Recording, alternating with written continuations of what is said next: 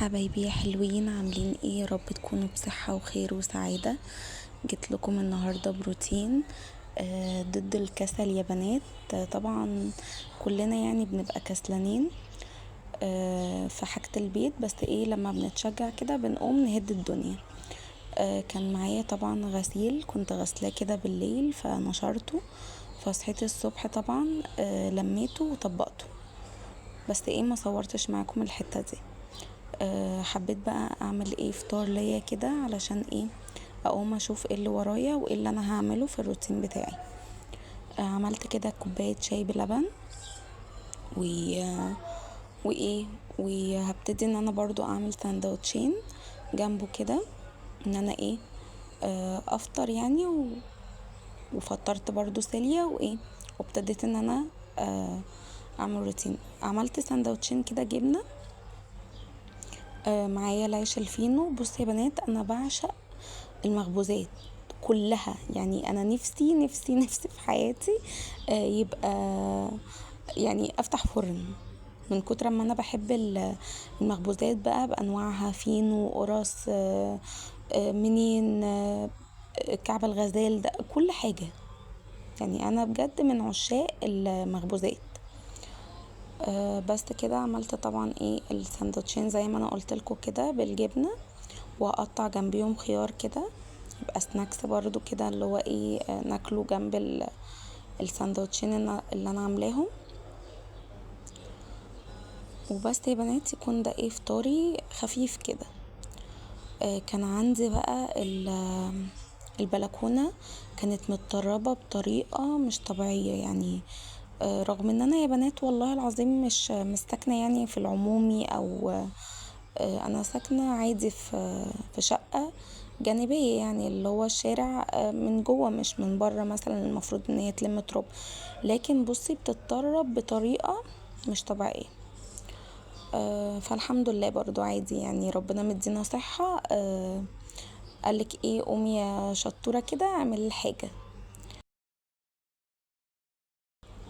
تمام، شلت طبعا كل حاجة عندي في البلكونة. انا عندي برضو شوية كركبة كده في البلكونة، فان شاء الله باذن الله هتصرف كده فيهم ان انا احطهم في اي مكان، علشان انا مش حابة بصراحة. يعني انا بنات، انا كان تفكيري من قبل ما اتجوز انا وجوزي ان احنا مخططين البلكونه دي ان هي ايه، تدخل كده تغيري مود فيها، يبقى في كرسيين وترابيزه تدخلي بقى ايه يعني تقعدي فيها، اللي هو ايه على رواق كده. لكن بعد الجواز اكتشفت ان لا، البلكونه دي للكركبه بس. والحمد لله برضه. بس ابتديت طبعا كده انفض طبعا البتاع كده معاكم، الترابزين. وكنت كان عندي خضرة كده اللي هي ايه متعلقة كده زي ما انتوا شايفين، فايه هبتدي ان انا اعملها الاول بالزعافة، ان انا انفضها برضو كده معاكم. وبعد كده ايه هلم طبعا النجيلة اللي عندي او السجادة اللي عندي ايا كان بقى، بس انا بصراحة دي نجيلة ومضايقاني جدا، يعني ان شاء الله باذن الله هغيرها، لان بتعمل كده فتافيت. مش فتافيت، هي بتنزل كده زي نشارة منها، فمش عملية خالص يا بنات. يعني الاحسن ان انت تجيبي مثلا حافظة كده صغنونة، ما تجيبيش برضو سجاد، لان ايه حرام يعني السجادة ان انت تحطيها تتبهدل في قلب البلكونة. فانت تجيبي اللي هو البديل السجادة دي، او مثلا آه، حافظة كده ان انت تحطيها، بس تبقى سهلة ان انت طبعا تشيليها وتحطيها تاني. وفي ناس على فكرة ما بتحطش اصلا اي حاجة في الارضية، انا بصراحة لا، مش بحب كده، بحس لا اني هتبهدل لي اصلا باقي الشقة يعني جوه. لو انا دخلت مثلا نشرت وكده ولابسه حتى لو شبشب، يعني هتاخد التراب من هنا ادخله جوه، فلا بلاش يعني. فجبت طبعا الكوز بتاعي وابتديت ان انا ايه اغسل الترابزين بتاعي كده كويس، وايه والحروف برضو ادخل فيها ميه يعني، ورشيت ميه ايه على الخضره اللي عندي دي او الزرع اللي انا حطاه. وابتديت بقى اجيب الشرشوبة او المساحة ايا كان، انا بسميها بصراحة يعني شرشوبة بس. وابتديت ان انا الم ايه كل المية اللي ايه عندي في البلكونة اهو زي ما انتوا كده شايفين اهو. لميت طبعا كل المية وهبتدي ان انا افرش الفرشة بتاعتي تاني. لو لسه متابعيني لحد هنا ما تنسنيش باللايك الجميل وتفعيل الجرس والاشتراك. وبس. وبحبكم قوي قوي وبحب كل الكومنتات بتاعتكم بصراحة بتفرحني جدا.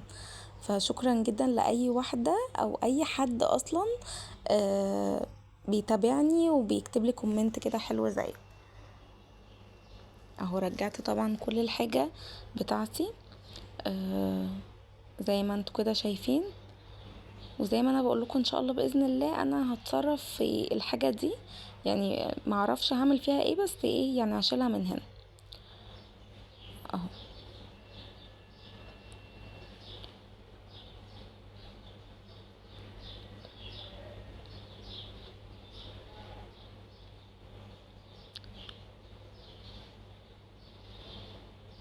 بصوا بيت العصافير دي كان عندي عصفورين آه و آه ويعني ماتوا. ف ادعوا لهم بالرحمه يا بنات. طبعا انا مش بتريق والله بس فعلا كانوا يعني كنت بحبهم جدا. ان شاء الله باذن الله نجيب برضو ايه عصفورين غيرهم. حطيت طبعا كل حاجه وعندي بصوا زرعتين كده فيهم طينه عايزه ازرعهم مش عارفه ازرعهم ايه بصراحه. فاكتبولي برضو في الكومنتات ازرعها ايه. طبعا دخلت كده على الريسبشن. كانت عندي الانتريه الكنبة دي بالذات يعني بنقعد عليها علشان بنتفرج على التلفزيون. فبنبقى كل قعدتنا بصراحة على الكنبة دي. فكانت متوسخة بطريقة مش معقولة يعني. فكانت عايزة لها ايه غسلة كده حلوة. فطبعا لو انتي لسه برضو شايفة الفيديو لحد هنا ما تنسيش تصلي على الرسول وتقومي بقى ايه تشوفي ايه اللي وراكي كده تتشجعي مني وتقومي ايه تاكلي الشقة اكل. انا بصوا يا بنات بعد ما بغسل بالفرشه الصغنونه دي انا مخليها الفرشه دي لايه لل للركن عندي او الانتريه عندي لان بصراحه تحفه. بس وكنت عامله خلطه كده برضو لو حابين ان انا اقولها لكم قولولي في الكومنتات وانا ايه انزل لكم الوصفه اللي انا كنت بغسل بيها ايه الانتريه. تمام. بجيب فوطه تكون ايه نضيفة بغسلها بس كده بالمية او بشطفها بالمية.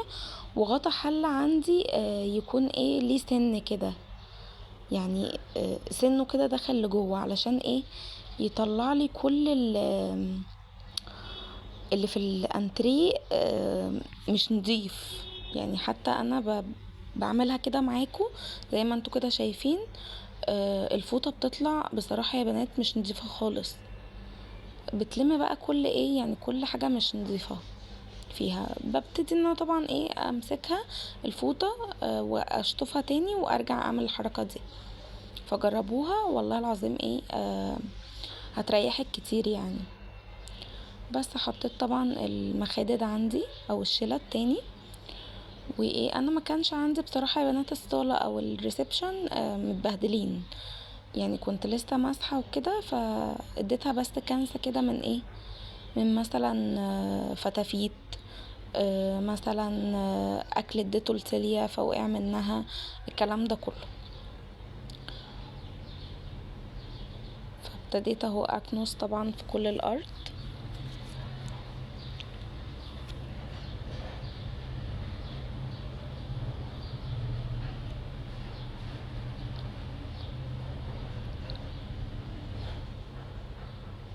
رجعت طبعا الحاجة تانية مكانها. وهبتدي بقى ان انا اعمل في المكتبة دي عندي اللي هي ايه تحت الشاشة على طول. دي كانت برضو متطربة بسبب ان انا ايه بفتح البلكونة كده الصبح وكده علشان طبعا الجو حر. فتساعد يعني ان ايه يبقى فيه اكسجين كده داخل البيت برضو. فكانت متطربة بطريقة مش معقولة يعني. بس فابتديت طبعا ألمع الحاجة اللي عليها ورجعتها تاني مكانها.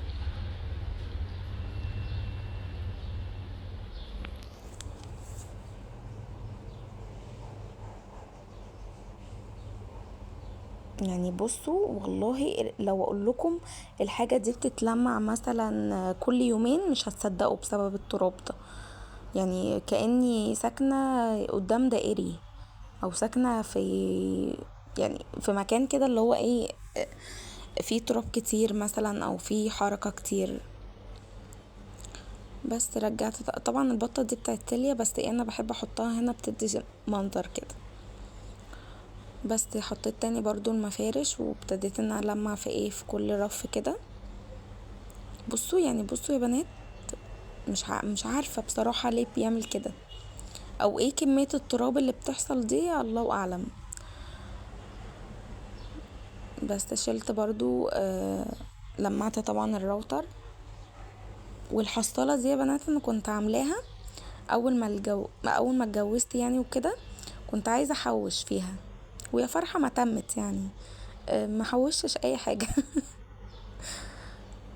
بس فكنت عاملاها من علبة ايه سمنة، وكنت عامله لها لزقة كده ان ايه ما افتحهاش بسهولة، وكنت ملوناها او مديالها كده ايه وش، علشان ما تبقاش بقى علبة السمنة كده شكلها مش لذيذ، لا كنت عاملاها بالمونيكير. فكان وقتي طبعا اللي هو ايه فاضي، فكنت بخترع اي حاجة. دلوقتي انا يعني مش عارفة اهرش في مناخيري بسبب سيليا. طبعا ايه رحت كده للصالة عندي، فاديت تنفيضتين كده للكراسي، ولمعت طبعا الترابيزة، وحطيت المفرش تاني. وايه ابتديت برضو ان انا لمع في ايه، ابتديت قصدي سوري معلش، ابتديت ان انا ايه انفض في الانتريه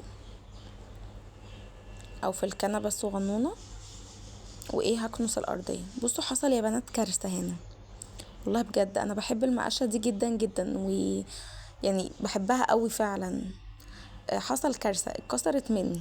يعني بصوا، الحمد لله، الحمد لله. طبعا يعني قفلت معاكو وابتديت ان انا ايه اكنس كده بايديا، ولميت طبعا ايه التراب، وحطيت تاني الترابيزة، وابتديت ان انا ايه ارش معطر.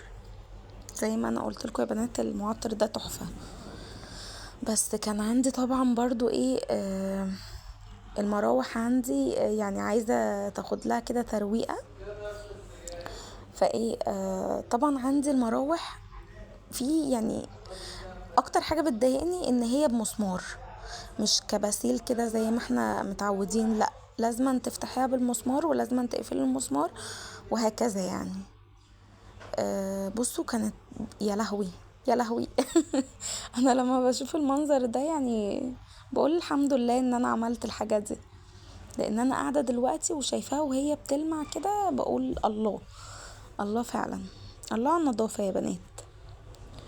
طبعا انت ما تكسليش يعني قومي كده تشجعي واعملي الحاجة، علشان لو ما عملتيش الحاجة ما حدش هيجي يعملها لك. انت طبيعي انت اللي هتعملي الحاجة بنفسك، فما تكوميش حاجة عليكي، يعني اول باول كده اعملي الحاجة. تمام، اديني اهو ايه بلمع طبعا، او جبت فوطة وابتديت ان انا ايه انضفها كده، لان انا حاولت ان انا اشيل الريش بتاعتها دي، ما بتتشالش. يعني محمد جوزي لما جه حطها زي ما تقولوا كده يا بنات، يعني كبسها كده، فما بقتش تطلع اصلا بسهولة. يعني هو يا دوبك ان انا بمسح كده فيها، وباخد طبعا الوش اللي هو اللي انا طلعته ده بمسكه طبعا ايه بغسله في الحمام براحتي. طبعا ايه برضو بديها تلميعة كده من تحت، وايه هبتدي طبعا ارجع الوش بتاعها وايه، واقفل طبعا عليها.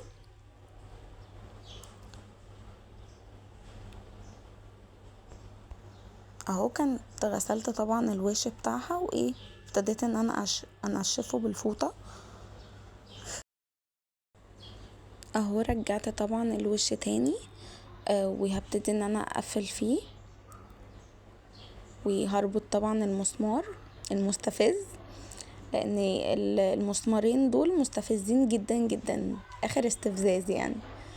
طبعا انا علشان مسرعه الفيديو فهتلاقوني ان انا بربطها بكل سهوله، لكن انا كنت بتشل بصراحه في كل مسمار.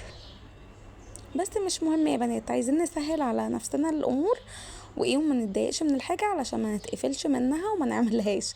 لا عادي، خليكي عادي، الدنيا حلو ورويحه يا برشدي واعملي الحاجه، ما تكسريش زي ما انا قلتلك. طبعا هي شغلتها جابت شويه هوا يا بنات، ولا يا ولا يعني شويه هوا فعلا تحفه. فزي ما تقولي كده مثلا التراب بيتقلها، ما تعرفيش، ما بيجيبش هوا.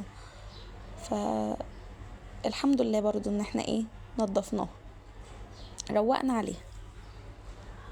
بس معايا طبعا المروحة التانية، ابتدت برضو اعمل الحاجة اللي انا عملتها في المروحة الاولانية.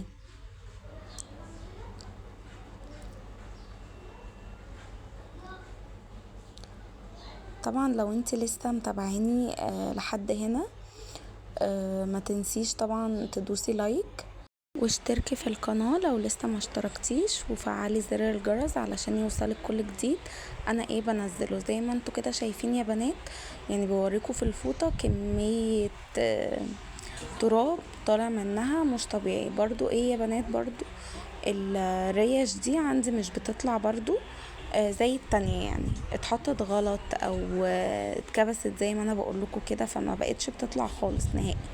فعادي يعني، الجيش قالك اتصرف وبتصرف عادي بقى.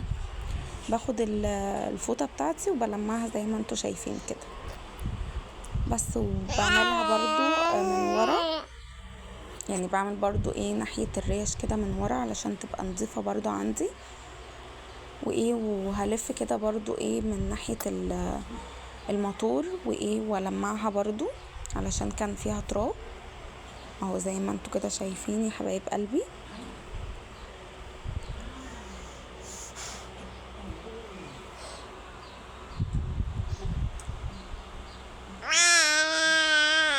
طبعا سيليا بتصبح عليكم وبتقول لكم عاملين ايه.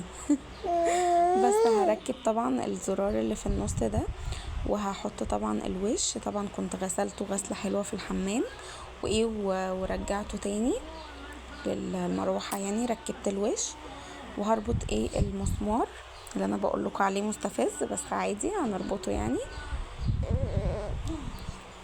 اهو. كنت بربط كده المسمار اللي انا بقول لكم عليه وبس يا بنات. يعني عايزاكم كده بعد الروتين ده تقوموا تشجعوا، ولو وراكي حاجه كده تخلصيها وتقعدي بقى في رواق كده بس كده. يعني انا اديني هلمع بس الحته اللي من تحت كده في المروحه، وكده يبقى روتيني خلص معاكم. وقولوا لي برضو الروتين اللي جاي عايزينه لايه، وانا ان شاء الله هنفذه زي ما انا قلت لكم. ودمتم في رعايه الله، والسلام عليكم ورحمه الله وبركاته.